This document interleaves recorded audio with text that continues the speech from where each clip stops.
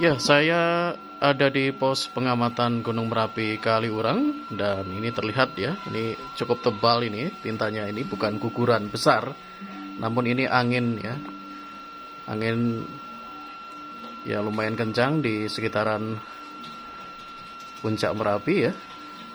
Dan saat ini tampaknya ada guguran ya. Lihat ini merekam alat seismik analog yang ada di pos pengamatan Gunung Merapi Kaliurang. Hari ini Rabu tanggal 15 Februari 2023.